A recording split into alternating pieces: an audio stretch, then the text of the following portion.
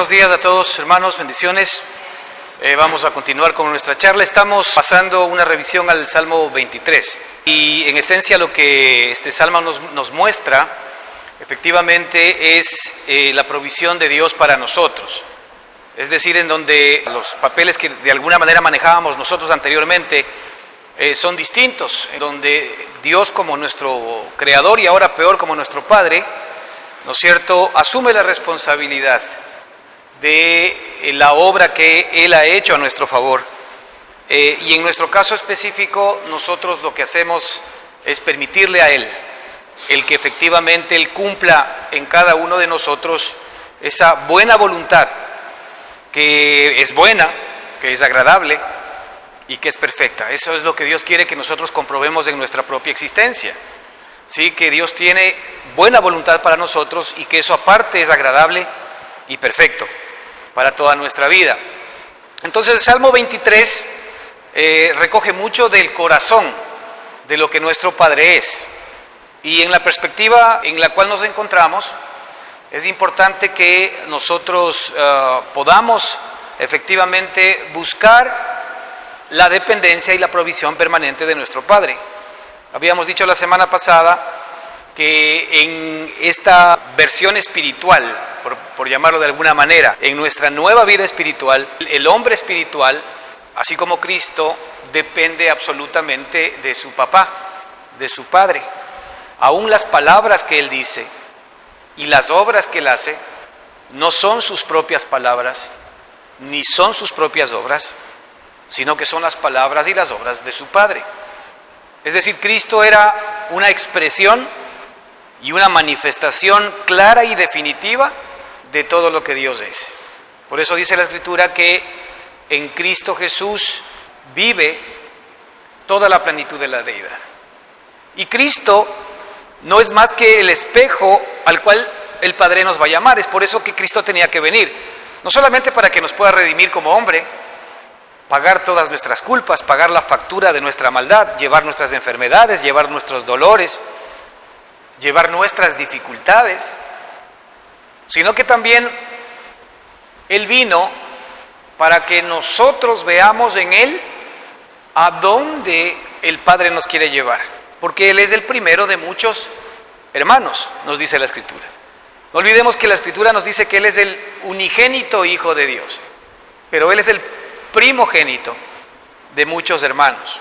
Así que podemos decir que Cristo es un hombre corporativo, así como Adán es un hombre corporativo, es decir, todos salimos de Adán y todos somos Adán, por eso, así también Cristo es un hombre corporativo, ¿verdad? Todos estamos ahora saliendo ¿de quién?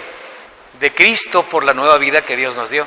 Entonces nosotros vamos a ser, ¿verdad?, imagen y semejanza ¿de quién? De Cristo Jesús.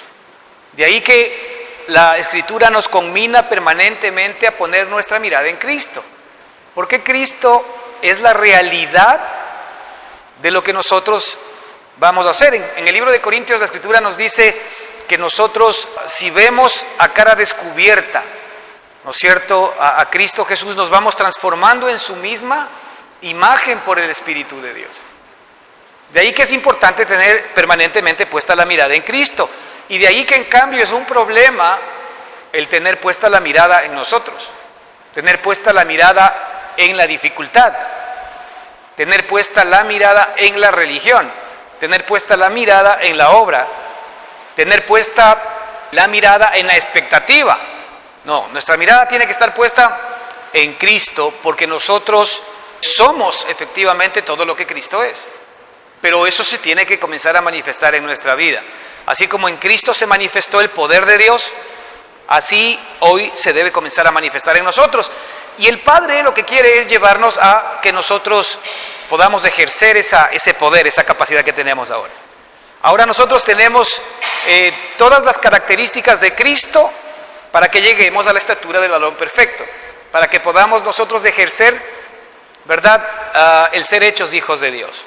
Esto es algo que el Padre anhela en el corazón, que en cada circunstancia, en cada lucha, en cada prueba, mientras estemos en esta carne, ¿verdad?, nosotros podamos en ella comprobar todo el poder que Dios ha puesto en cada uno de nosotros. Y ese poder es su vida. Ese poder no es fuera, no. Ese poder es la vida misma de Él que ahora nos pertenece. Y ese poder nosotros lo podemos ejercer en el nuevo hombre, no en la carne. Lo podemos ejercer en la nueva criatura. De ahí que la Escritura siempre nos habla de la palabrita estar en Cristo.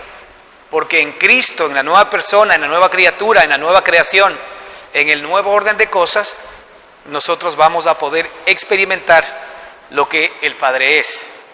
Y este es el trabajo, ¿verdad?, del Espíritu Santo para nosotros. El que aprendamos a vivir la vida que ahora nos pertenece.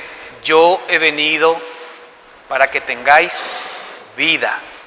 Yo he venido para que tengáis vida, que ya la tenemos, pero la vida abundante no.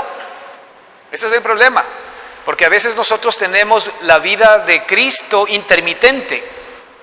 Algo a veces se nos enciende por ahí, ¿no es cierto? Algo especial que sabemos que es el Señor que está en nosotros, pero no es un permanente continuo. Pero, ¿qué es lo que quiere el Padre?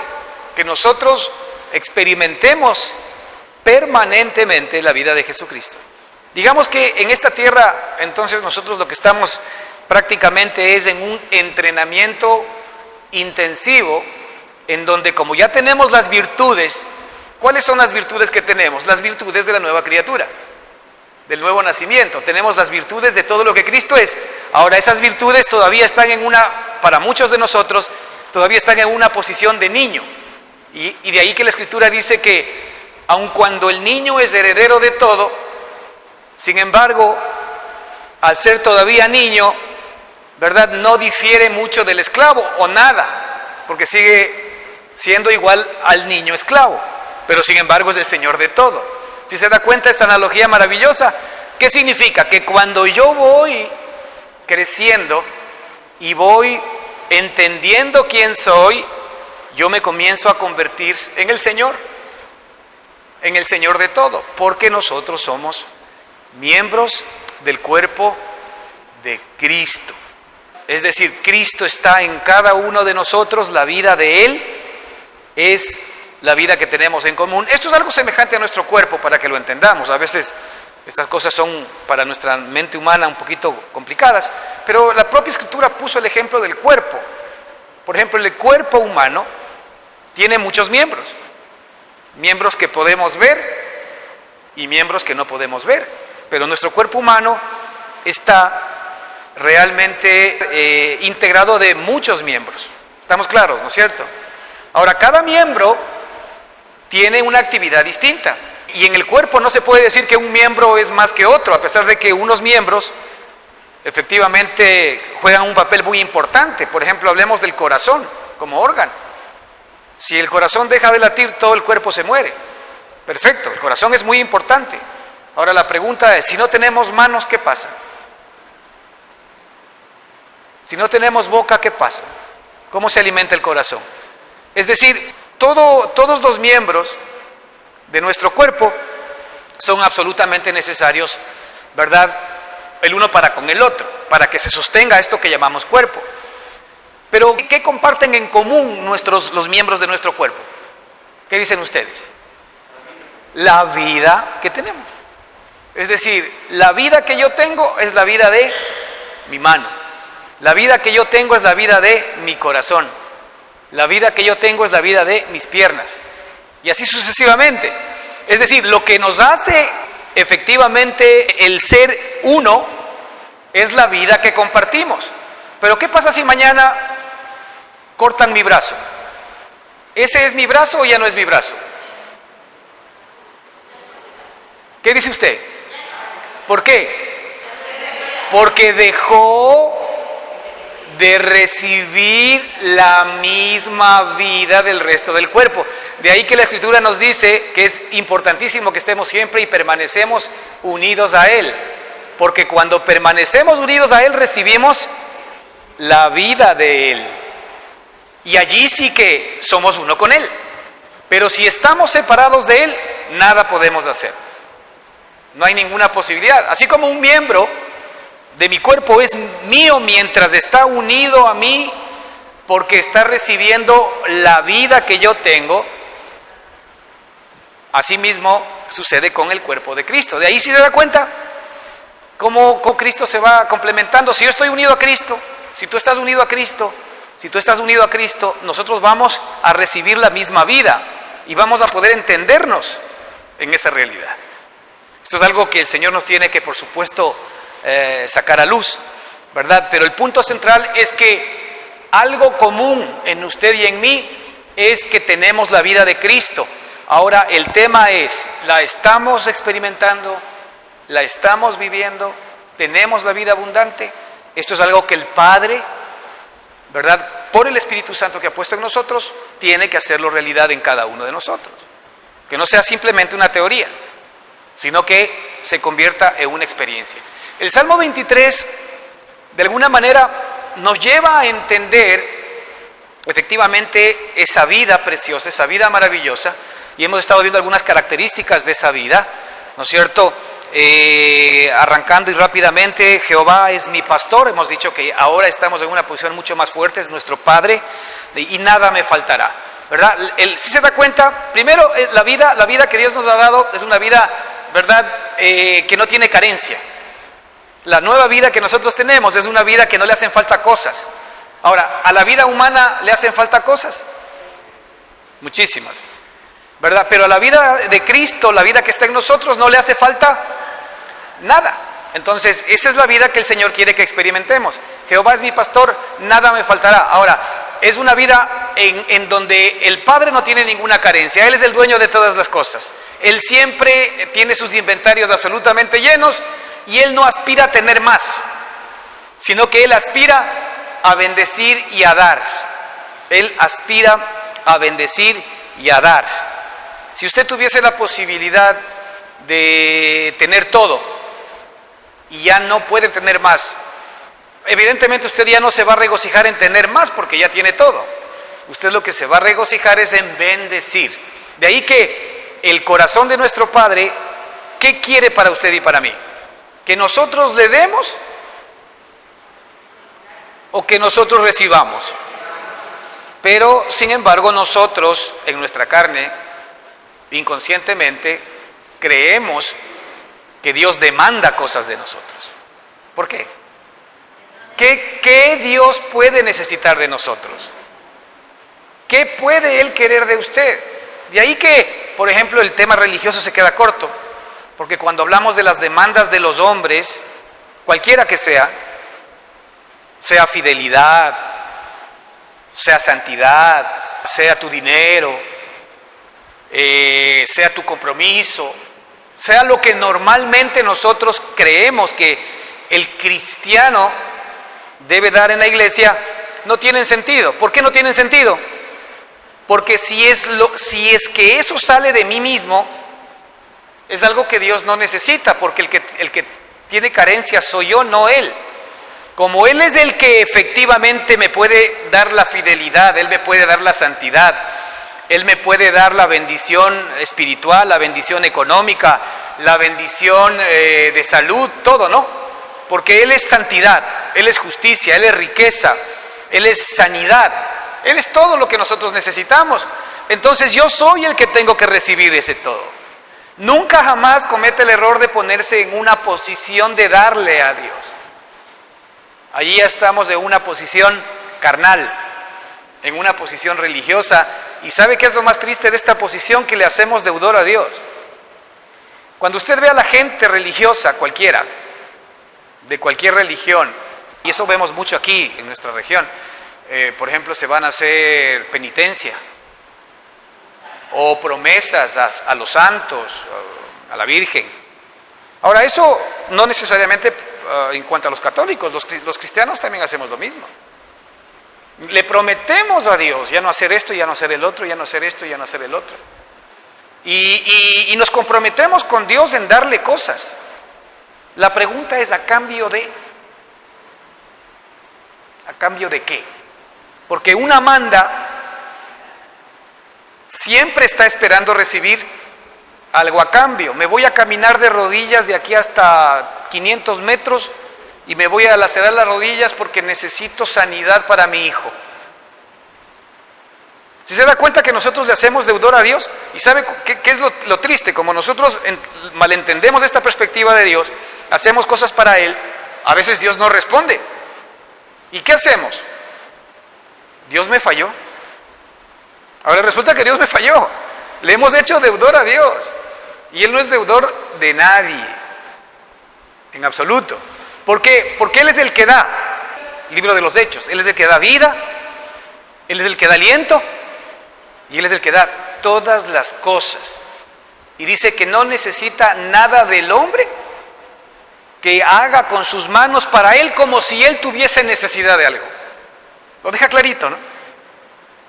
Entonces, en lugares de delicados pastos me hará descansar. Es decir, ya no solamente que Dios quiere llevarnos a la teoría, sino a la práctica de llevarnos a descansar junto a aguas de reposo. Hemos visto, ¿verdad? El Señor quiere hacernos descansar, el Señor quiere hacernos reposar, ¿no es cierto? Y habíamos llegado al versículo 3 en donde dice confortará mi alma. Y en ese confortará mi alma, esta palabrita que está allí, tiene muchas traducciones, que yo me permití sacar algunas importantes y se las voy a recordar. También confortará aquí tiene la idea de compensará, Él compensará mi alma. ¿Qué es compensar? A veces no recompensar porque más abajo también lo dice, no se refiere a eso. Pero compensar, ¿sabe qué tiene que ver? El otro día, un poquito calando, es que muchas veces en el mundo médico respecto del cuerpo se utiliza la palabra descompensado. Hay una descompensación orgánica. ¿Qué pasa? El cuerpo se descompensó y tiene problemas. Bueno, aquí más o menos es la misma idea. El alma a veces se descompensa. Es decir, usted está con problemas psicológicos, usted está con problemas de estado de ánimo, usted está con problemas de depresión, está descompensado. No hay nada que le levante. Amaneció con el pie izquierdo o está pasando un periodo complicado. ¿Sí? ¿Sabe qué le dice el Señor? Ahí en esta palabra, ¿verdad? En donde Él nos muestra confortará, ya usted la puede reemplazar con Él compensará mi alma. Es decir, Él es el que va a poner equilibrio. Eso es lo que está diciendo. Él va a poner equilibrio a esa circunstancia, ¿verdad? Que usted mismo no le tiene explicación. ¿Sí? Él compensará mi alma. Otra palabra que se utiliza aquí, mejor dicho, otra traducción dice, Él conducirá mi alma.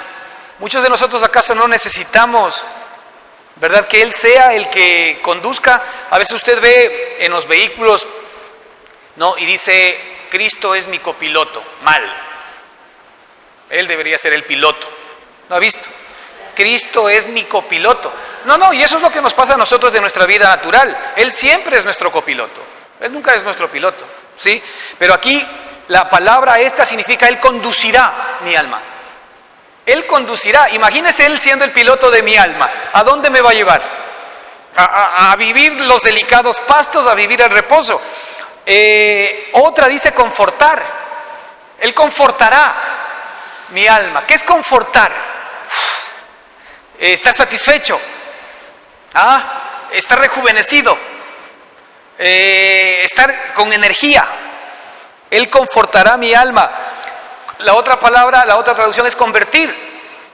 Él convertirá mi alma. Convertirá mi alma. Es decir, nos sacará de un estado y nos llevará a un estado de bendición, a un estado de provisión, a un estado de positivismo, a un estado de fe, a un estado de seguridad. ¿Qué es lo que necesitamos? Convertirá. ¿Qué es lo que sucede? Nuestra alma normalmente, como está enfocada en muchas cosas, ¿no es cierto?, que no son las que necesitamos, necesita salir de esa perspectiva. ¿Cómo salimos? Imposible por nuestra propia mano, pero Él convertirá mi alma. Fíjese que hay otra que tiene como traducción corresponder. Él corresponderá a mi alma. ¿Qué tal? Él corresponderá a mi alma. ¿Cómo corresponderá? Ahí vemos más bien una relación de romanticismo, ¿o no? Él corresponderá a mi alma. Él está deseoso de corresponderme. Tal vez aquí cae este verso maravilloso en donde Él muestra de que Él es un Dios celoso y de que Él nos anhela, dice la Escritura, con un celo eterno. Él nos anhela celosamente. ¿Ya? Entonces, evidentemente Él quiere corresponder el amor que nosotros le podemos tener, no nuestra carne, sino el amor que Él ha puesto en nuestro corazón por Cristo Jesús.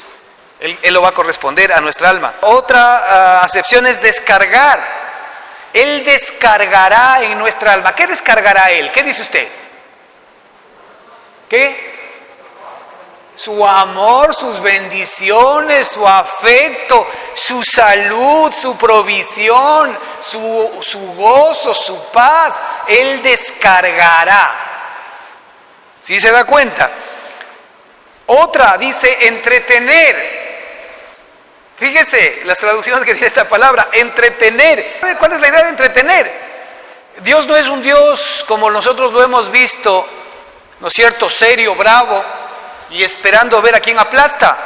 No, Él quiere gozarse con nosotros, ¿no es cierto? Él quiere entretener, de entretenimiento. Es evidente ese entretenimiento en donde yo me gozo juntamente con Él. Recobrar es otra acepción, y así sucesivamente. Recompensar, recuperar, refrigerio, reposo, rescatar, restablecer, restaurador. Estas son solamente unas poquitas palabras que saqué de lo que significa esta palabra en el original. O sea, todo eso efectivamente Él hará cuando Él dice confortará mi alma. Es toda una sumatoria de bendiciones que efectivamente Dios tiene para ti. Ahora, no es raro, tomando en cuenta que Él es mi Padre y tomando en cuenta que Él es dueño de todas las cosas. Y habíamos visto ahí, dice, me guiará por sendas de justicia por amor de su nombre. Ahí queremos continuar el día de hoy, un poco haciendo hincapié en esto. Habíamos dicho que en Efesios 2:10 tenemos nosotros esta perspectiva en la que el Señor nos guía a las buenas obras que Él ha creado de antemano para que yo camine en ellas. Él me guiará, es decir, en esta nueva relación que nosotros tenemos con nuestro Padre, Él no está esperando que tú definas la hoja de ruta.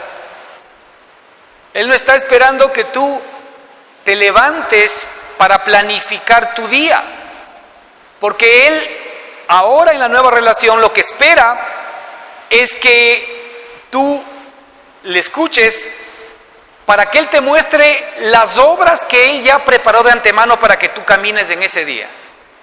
Si te das cuenta que es un poco distinto y diferente. Entonces nuestro despertarnos no es qué voy a hacer, sino, Padre, ¿qué vas a hacer el día de hoy? ¿Qué vas a hacer conmigo el día de hoy? ¿Qué tienes preparado para mí?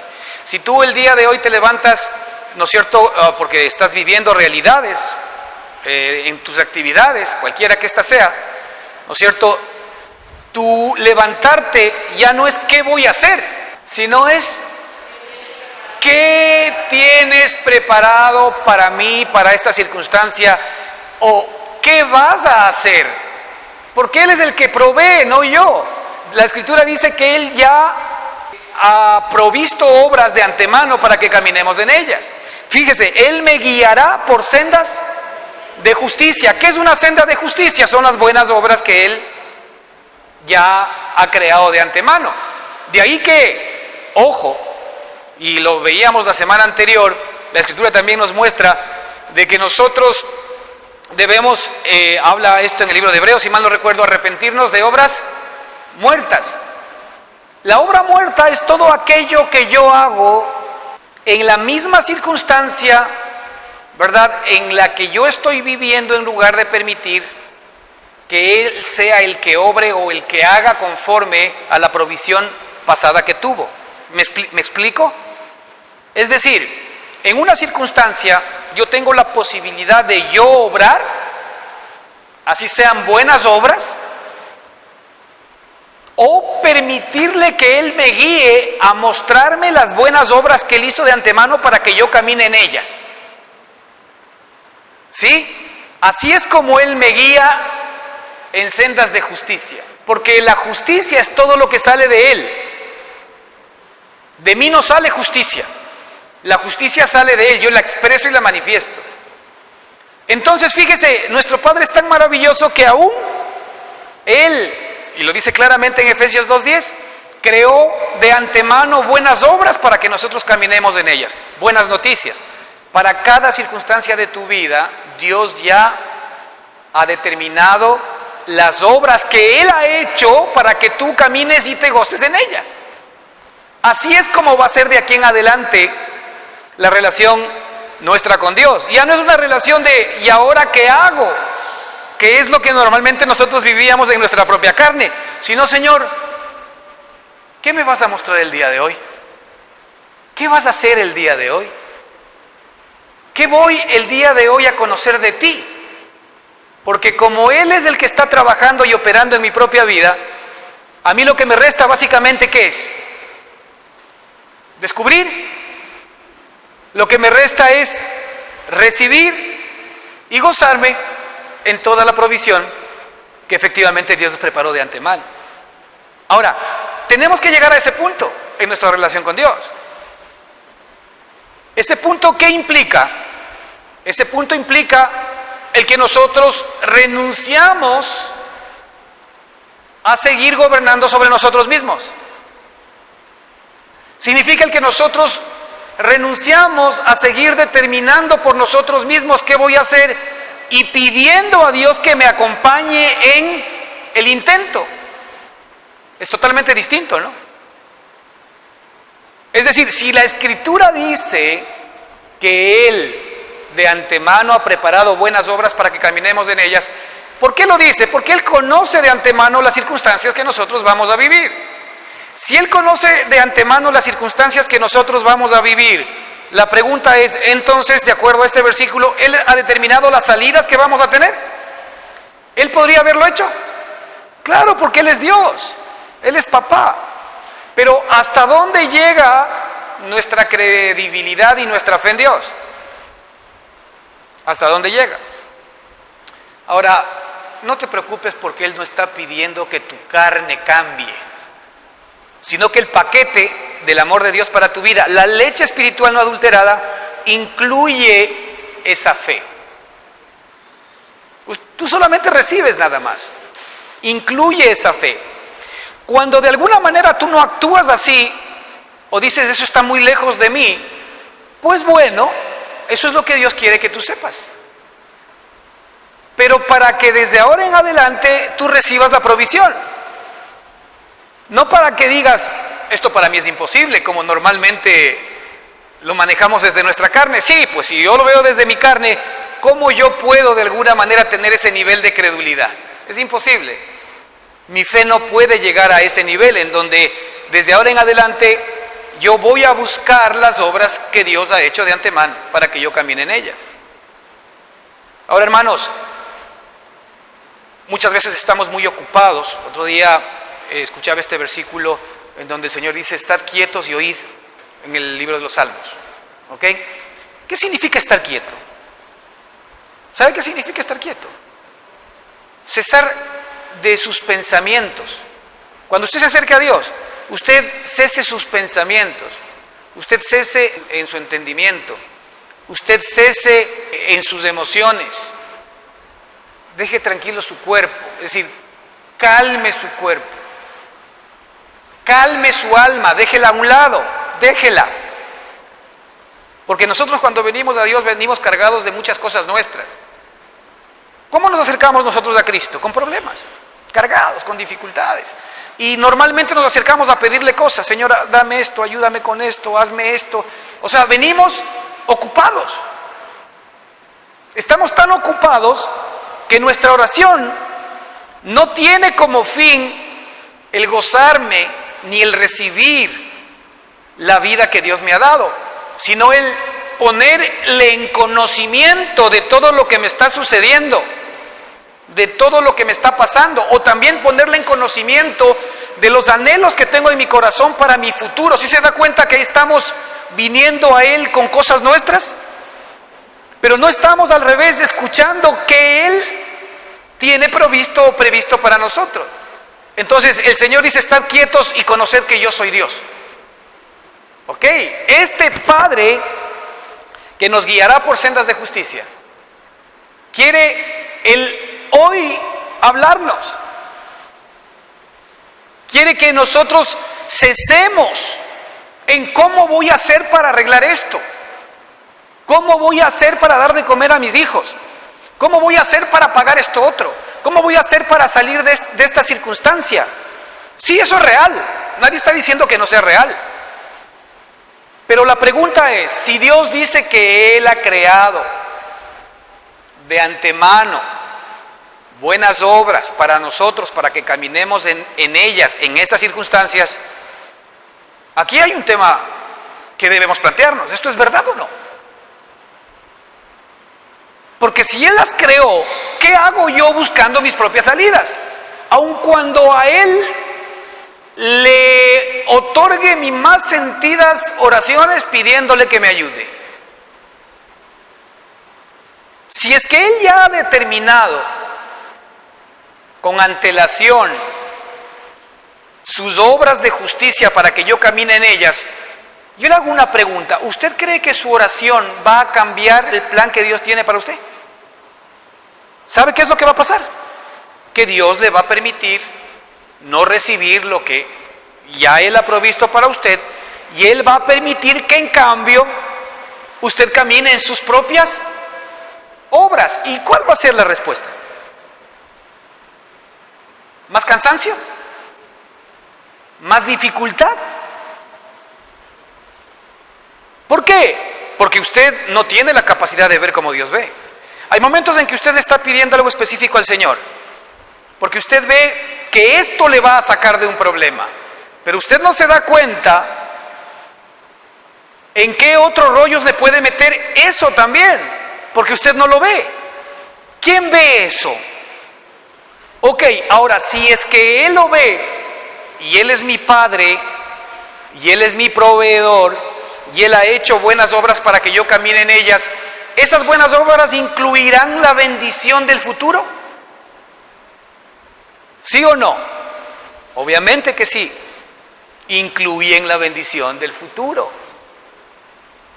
Entonces, el Señor nos guiará por sendas de justicia, ¿verdad? Él nos va a llevar a enseñarnos esta parte de esta universidad de la vida, esta universidad espiritual. Es decir, aprender a cesar nosotros de obrar, es decir, cesar de las obras muertas.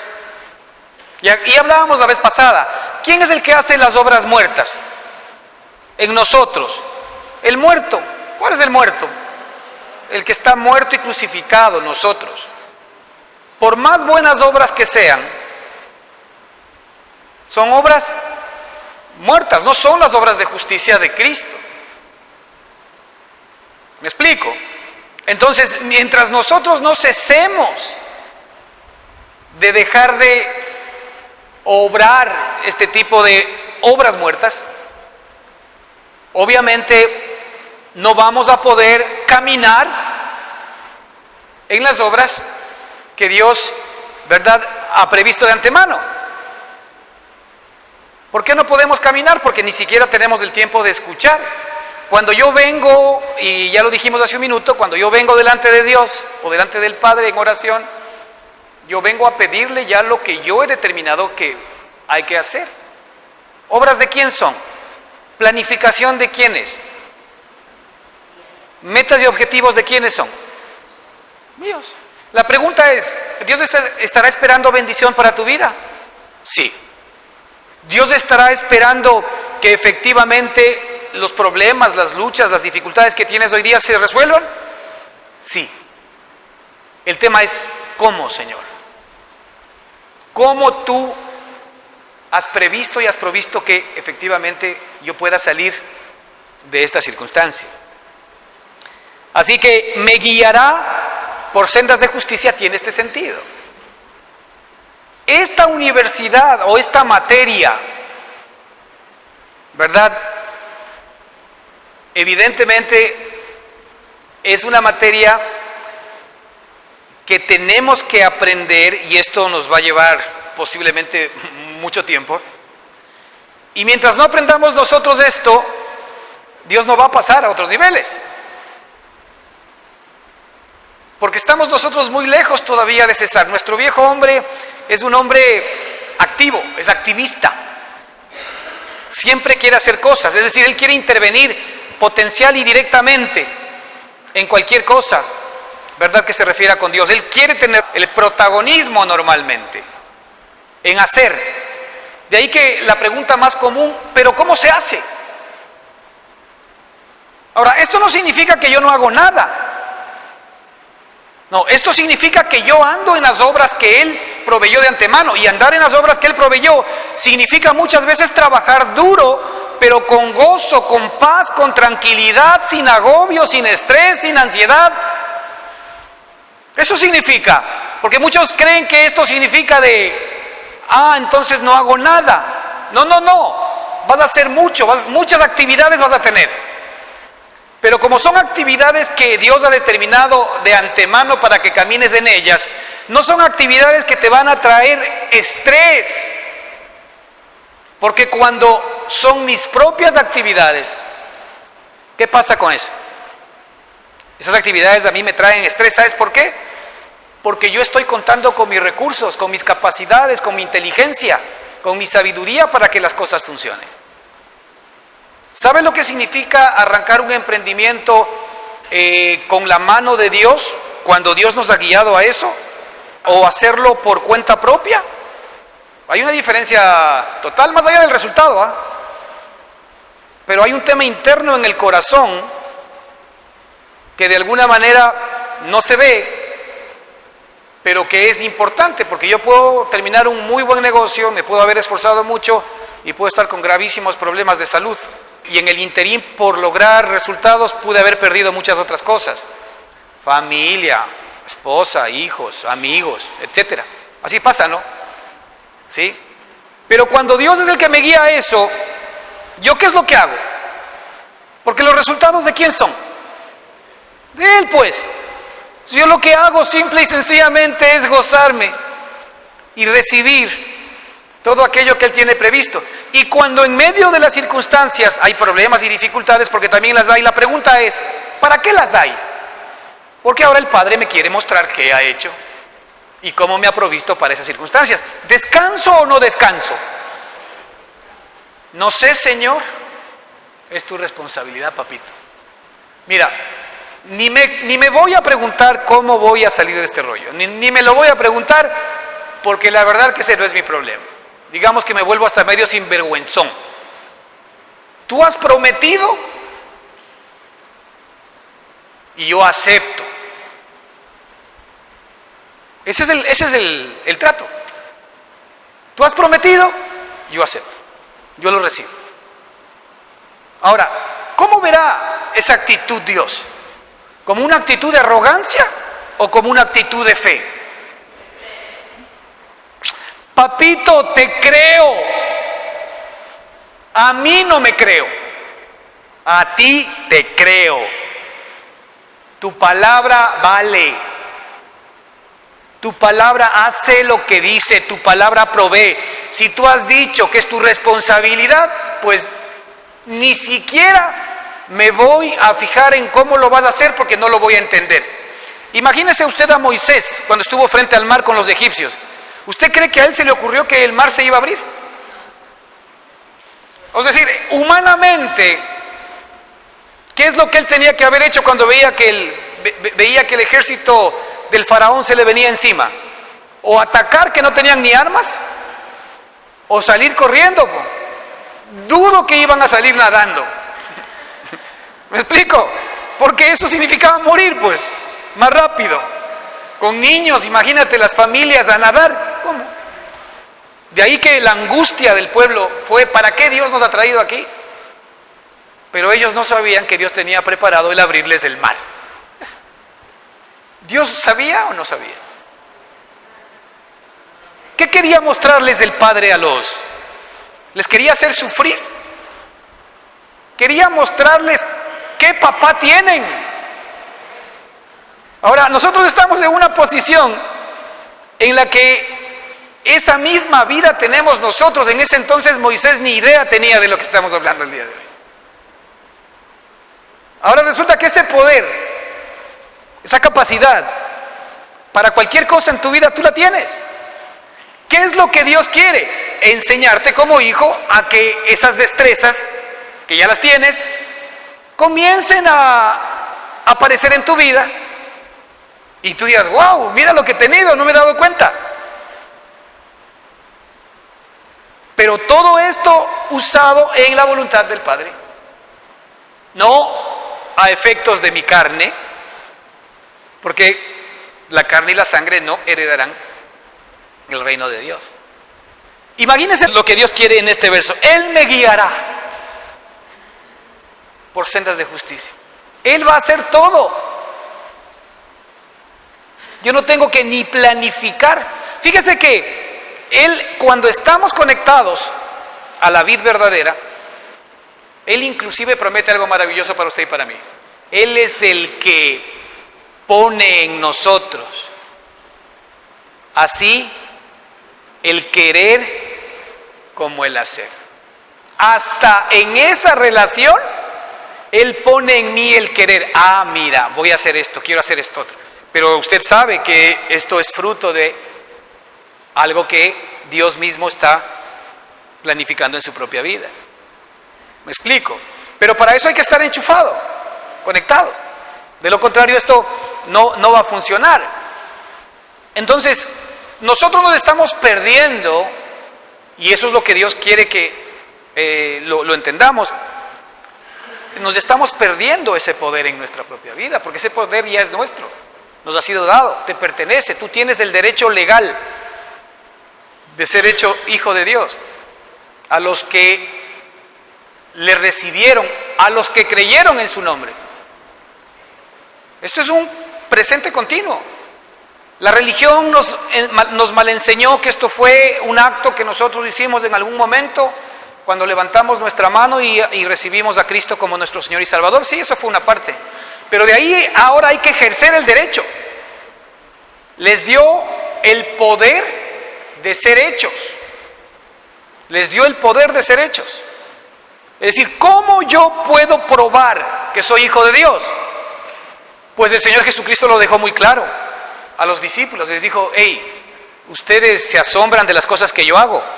Quieren que les cuente un secreto.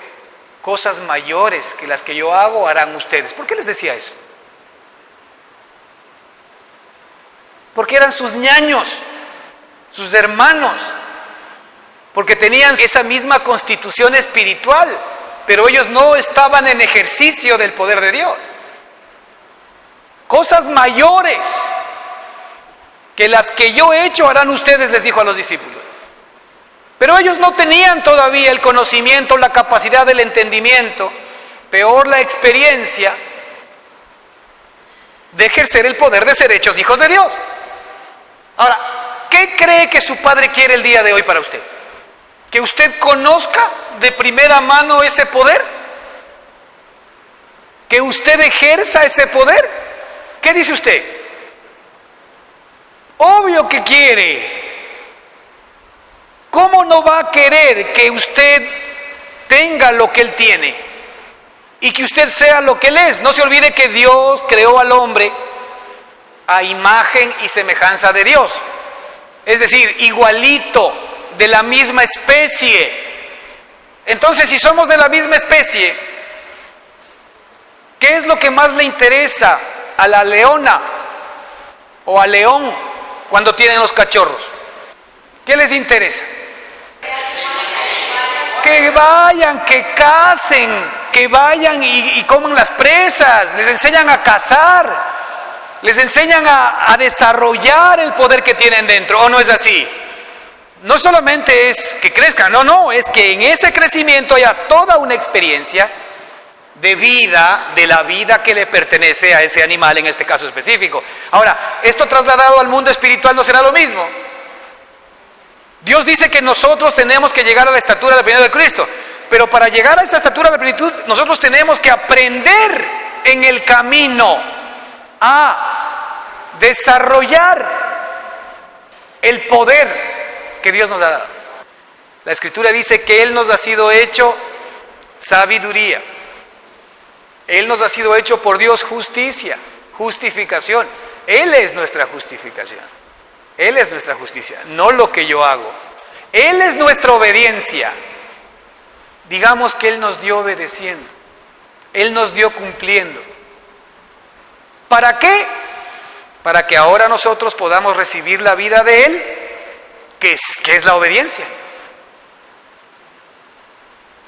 Cuando yo tengo a la obediencia en mí, ¿qué va a pasar? Si yo tengo en mí a la obediencia, ¿qué pasa? ¿Ah? Obedezco nomás. No es que digo, voy a obedecer. No, pues, obedezco. Cuando yo tengo en mí la santidad, ¿qué pasa? Soy santo nomás. No me tengo que esforzar. Cuando yo tengo en mí la fidelidad, el amor, el gozo, la paz, la paciencia, la benignidad, la bondad, la fe, la mansedumbre, la templanza, la justicia y todo lo que es Él, ¿qué va a pasar conmigo? Yo voy a expresar y manifestar todo lo que Él es. Cristo no obedeció. Cristo es la obediencia. Hay una diferencia entre obedecer y ser la obediencia. Cristo no amó, que sí amó, pero es que Él es el amor. Y hay una diferencia entre amar y ser el amor. Cuando yo tengo todo lo que Él es, entonces yo soy todo lo que Él es. Eso es lo que se tiene que manifestar en ¿quién? En mí. Se tiene que manifestar todo lo que Él es. Me guiará por sendas de justicia, tiene que ver con esa idea central. Él hace las obras por mí y yo camino en ellas. Él piensa en mí y yo camino en sus pensamientos. Lo mismo. El Señor Jesucristo decía, todo lo que yo les digo, mi Padre me lo dice. Todo lo que yo hago no lo hago yo, sino el Padre que habita en mí lo hace. Al punto que les decía, miren, no me crean a mí, por último, pero crean por lo menos las obras. Porque el que hace esas obras es mi Padre. Así que me guiará por sendas de justicia. Y aquí dice algo muy importante. ¿Por qué me guiará por sendas de justicia? Por amor. ¿De quién? Por amor de su nombre. Esto es algo muy fuerte también. Y esto tiene que ver básicamente con algo inquebrantable. Del por qué el Señor me va a guiar en sendas de justicia. Dice, por amor de su nombre. Gracias a Dios que no es por amor a mi obediencia. Porque como sé que voy a ser desobediente en algún momento, obviamente ya no puede haber la misma promesa para mi propia vida. Pero la promesa de Dios para mí no está basada en lo que yo hago, en lo que yo soy, en lo que yo cumplo, en lo que yo obedezco, sino en lo que Él ha hecho. Y como Él nunca falla, entonces la promesa es inmutable. Yo lo único que tengo que hacer es, ¿qué cosa? Agarrarme de la promesa, hacer mía la provisión de Dios. ¿Sí se dan cuenta que es distinto? No es una descarga, no es una libertad, en donde sé que mi papá hizo todo por mí, y yo lo que tengo que hacer es entrar en esa realidad y recibir todo efectivamente lo que Él me ha dado. Entonces fíjese aquí, me guiará por sendas de justicia por amor de su nombre. Otras palabras que podría utilizarse aquí es por amor del Hijo que ha engendrado en nosotros, el cual es su vida misma, su nombre y su persona en nosotros. Se lo voy a repetir. El amor de su nombre no es más que por el amor del Hijo. Es decir, por esto me va a guiar por sendas de justicia. Es un compromiso de Dios, ¿sí se da cuenta? Es un compromiso de Dios basado en alguien que hizo el trabajo por mí y que ahora vive en mí. Por amor del Hijo que ha engendrado en nosotros. Él ha engendrado un hijo en ti. Eso es lo primero. Mas a todos los que le recibieron y los que creyeron en su nombre, les dio potestad de ser hechos hijos de Dios. De cierto te digo, que el que no nace de nuevo no puede ver el reino de Dios. ¿Usted ha nacido de nuevo? ¿Usted ha nacido del Espíritu? Amén. ¿Cuándo nació del Espíritu? Cuando usted le entregó su corazón y su vida a Jesucristo. Perfecto, ya tiene la vida. Ya la tiene. Pero muchos de nosotros tenemos la vida y nos estamos perdiendo la mejor parte de la fiesta. Porque no estamos recibiendo la provisión de esa vida. Sino que nosotros seguimos todavía siendo provisión nuestra. Usted tiene en el ser humano el espíritu, el alma y el cuerpo. Tenía una fuente de provisión, su propia alma, su entendimiento, sus emociones, su propia voluntad, sus capacidades. Esa era nuestra fuente de provisión. ¿Importante? ¿Grande o demasiado limitado? ¿Qué dice usted? ¿Ah? ¿Usted cree que la fuente de provisión de nuestra alma es grande? ¿Qué dicen ustedes? Y para tal vez contestar mejor la pregunta, hasta el día de hoy, ¿cómo le ha ido a usted confiando en usted mismo? ¿Ah? Entonces, ¿qué tiene de grande? ¿Ah? ¿Qué tiene de grande? Entonces, mi fuente de provisión creo que puede ser grande. Y muchas veces nosotros así es que actuamos. Inconscientemente. Inclusive más allá de que no lo digamos, ¿ah? Porque nosotros tenemos confianza en alguien. ¿En quién cree que tenemos confianza? En nosotros mismos. Nosotros nos amamos a nosotros mismos. Por eso es que la palabra ego, ¿qué significa? Yo primero. Primero yo. Esa es la base de los problemas, de las dificultades, de las luchas, de las broncas, en las relaciones particulares, las relaciones sociales, empresariales, matrimoniales, familiares, las que sean. ¿Qué es lo que prima ahí? Es que yo, que también es lo mismo decirles que tú, es que tú es que no eres como yo. ¿Sí se da cuenta? La pregunta es, si es que la fuente de provisión del alma sería suficiente, ¿qué hubiésemos nosotros requerido del Señor? ¿Cómo estuviese la humanidad? ¿Cómo estuvieses tú? ¿Cómo estuvieses tú? La mayoría de nosotros estamos con problemas, con dificultades, con luchas. Y como dice la propia Escritura, que va a llegar un momento en tu vida en que vas a decir, ya no quiero seguir viviendo esto. Estoy cansado, estoy hastiado de esto. No tiene sentido, todo es vanidad, todo es vacío. ¿Ya les ha tocado a ustedes decir esas palabras? Varias veces. Bueno, el que no lo ha dicho, pues le aseguro que lo va a tener que decir. Porque a todos nos ha pasado.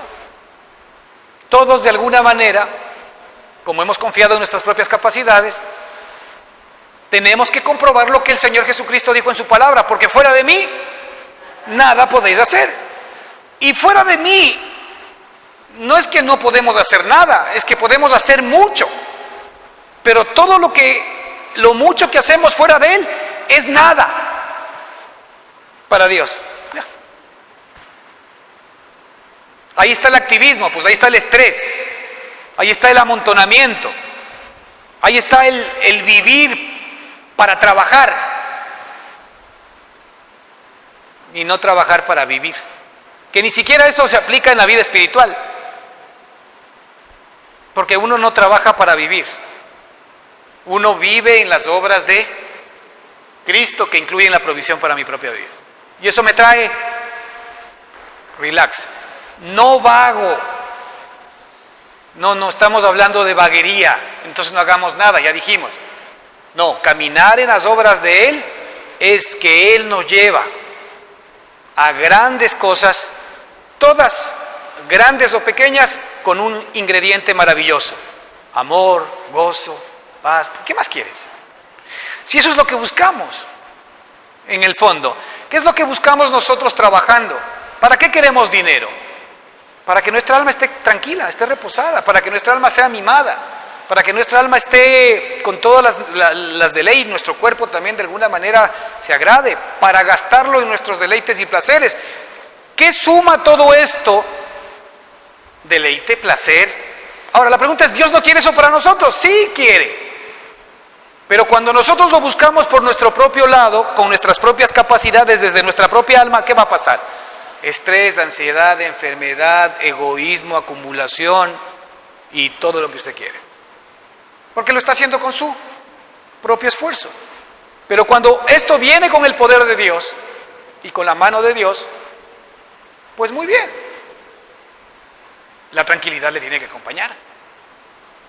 La fe le tiene que acompañar. La paz le tiene que acompañar. Que viene el problema. ¿Qué cree que le va a acompañar en medio del problema? La confianza. Tranquilos, chicos. Tranquilos. Todo está arreglado. Sí, pero ¿cómo? Tranquilos, chicos. Esto está caminando. Estamos en el proceso. Pero esto es algo que no digo, es algo que vivo en mi corazón. Bueno, así es como Dios se quiere mover. ¿Por qué? Porque yo estoy confiado en mi Papá, en mi Padre Celestial. Entonces, el amor que Dios tiene en su nombre, Él me guiará por sendas de justicia por amor de su nombre, es el amor de su persona, es el amor de su vida, es el amor del Hijo que está ¿en dónde? En mí. ¿A quién entonces ve el Padre en mi relación con Dios? ¿Al viejo hombre que está muerto y crucificado en la cruz del Calvario o ve al Hijo que está en nosotros? Ve al Hijo que está en nosotros, nada más. Ahora la pregunta es, ¿a quién ves tú?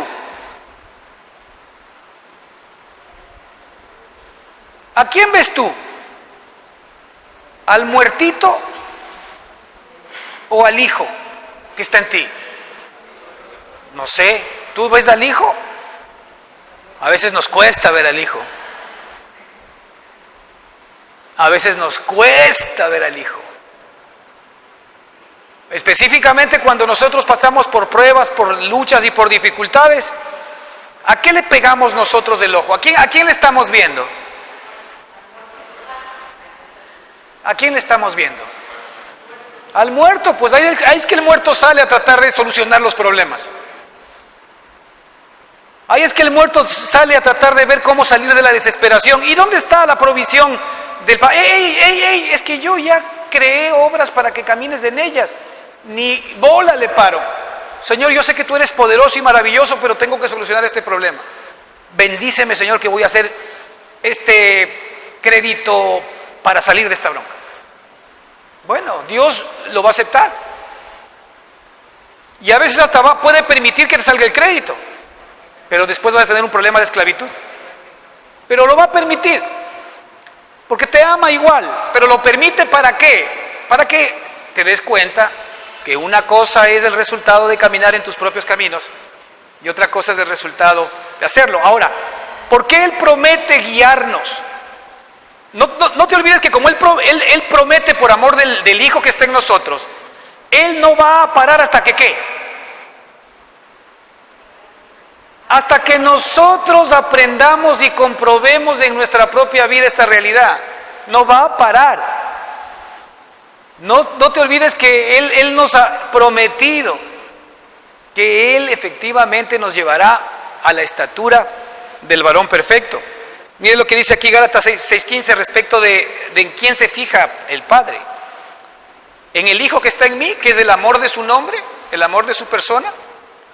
Fíjate lo que dice aquí Gálatas 6:15, dice, porque en Cristo Jesús ni la circuncisión vale nada, ni la incircuncisión, ni el hacer buenas o malas cosas.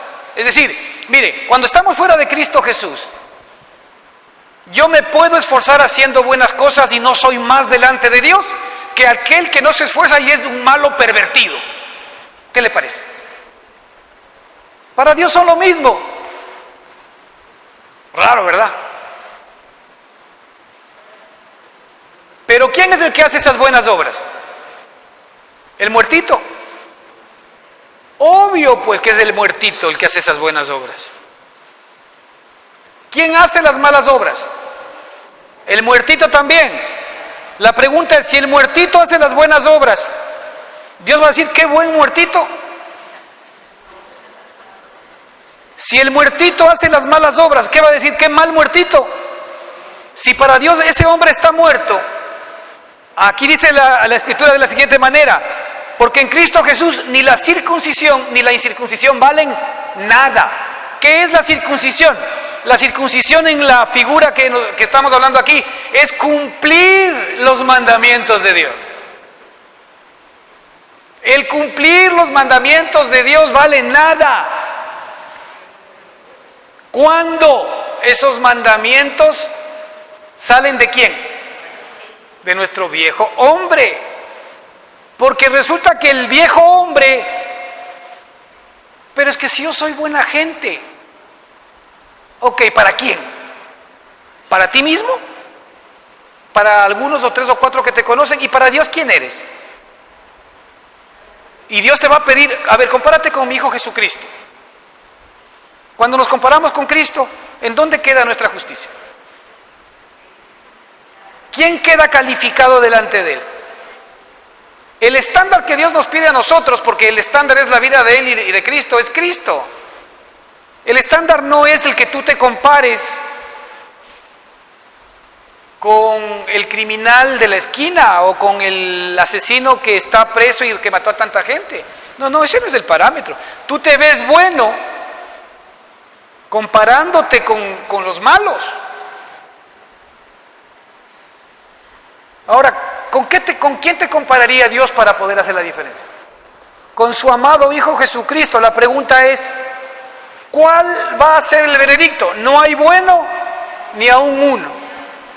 Todos a una se han desviado. No hay quien busque a Dios. Porque en Cristo Jesús ni la circuncisión vale nada, ni la incircuncisión, escuche bien, sino una nueva creación. Ya. En Cristo Jesús lo único que vale es una nueva creación, el Hijo, por el cual Él promete guiarte por sendas de justicia. Si se da cuenta que la palabra de Dios es inmutable, Él lo va a cumplir en mí y en usted. ¿Por qué? Por el Hijo. Ahora, ¿a quién ve usted? Porque el Padre ve al Hijo en mí, y por amor de Él, Él va a terminar la obra que en mí arrancó. Pero mientras usted siga viendo al muertito en usted mismo, o se siga viendo a usted mismo, va a tener siempre un problema, porque no está conectado en la misma frecuencia de Dios. Usted está viendo las cosas desde la carne, no está creyendo ni entendiendo en la obra que Cristo hizo, en el cual ya lo crucificó a usted en la cruz y lo sepultó, y peor está entendiendo que lo resucitó juntamente con Cristo, y que usted ahora es una nueva criatura, y que en esa nueva criatura el Padre hoy es el que efectivamente ha puesto todo su amor y todo su afecto. Seguimos la próxima semana. Amén.